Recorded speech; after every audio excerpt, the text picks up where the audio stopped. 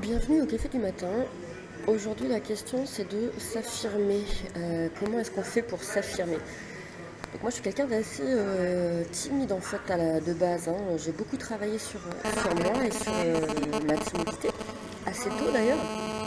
Et en fait, ce que je fais par exemple le matin, là, comme ce que je suis en train de faire, enregistrer un audio dans un bar où il y a du monde, pour moi, c'est aussi une façon d'affirmer qui je suis. Je suis pas en train de crier comme vous vous en rendez compte, je suis plutôt en mode quasi-murmure. Et c'est quand même une façon d'affirmer que je fais quelque chose de particulier dans un endroit qui ne se prête pas forcément à ça. Un bar ne se prête pas forcément à enregistrer des audios qui sont ensuite diffusés sur Internet. Et du coup, c'est comment est-ce que vous pouvez faire quelque chose qui permette aujourd'hui de vous affirmer un tout petit peu plus dans votre vie, que ce soit dans votre activité professionnelle. En tant qu'indépendante, par exemple moi c'est mon cas, en tant qu'indépendante je travaille énormément sur l'affirmation de moi et comment faire pour aider mes clients à s'affirmer aussi. Mais ça peut être aussi auprès de votre partenaire de vie, ça peut être auprès de vos enfants, ça peut être auprès de votre patron, ça peut être auprès de vos collègues. Donc qu'est-ce qui serait envisageable pour vous et facile pour vous de mettre en place dès aujourd'hui, dès ce matin, pour affirmer un peu plus qui vous êtes. Voilà, affirmer votre particularité. Alors c'est un mot qui est très entendu en ce moment. Moi je travaille plus sur la particularité que sur les différences. Être différent, c'est-à-dire donc, quand on est différent, ça veut dire qu'on est différent en opposition ou en lien avec quelque chose. Donc en lien avec la norme. On est différent par rapport à la norme.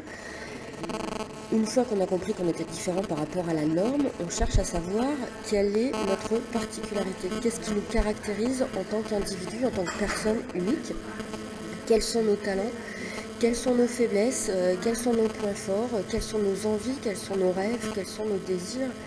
Et là, on commence vraiment à travailler sur l'individu, sur qui on est soi. Et c'est une chose, en fait pour moi c'est la chose la plus importante au monde, c'est savoir qui on est.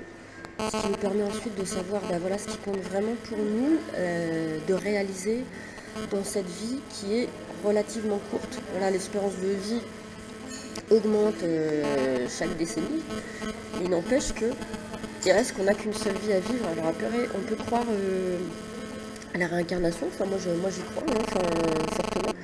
Enfin, j'y crois tout court en fait, mais le truc c'est pas de croire à la réincarnation et de se dire du coup cette vie-là, si je la rate, il se passe autre chose. Et puis qu'on y croit, pas, ce qui compte c'est d'être pleinement chaque cellule de notre corps, pleinement là, pleinement vivant, pleinement incarné, pleinement à faire ce qu'on a à faire, à vivre ce qu'on a à vivre, pleinement joyeux, pleinement heureux.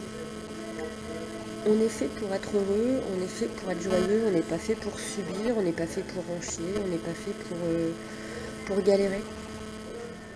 Et ça, je l'ai découvert vraiment ces dernières années. Depuis que je suis installée à mon compte, j'ai vraiment une démarche de travail sur moi. Qu'avant, j'avais plutôt une démarche de comprendre comment le monde fonctionne, comprendre comment les gens fonctionnent. Et maintenant, je suis plus dans, je suis vivante. Et du coup, qu'est-ce que je fais de ça, quoi? Voilà. Donc ça, c'était les paroles du matin. J'espère que vous allez bien et que vous allez passer une bonne journée. Et je vous dis à très bientôt.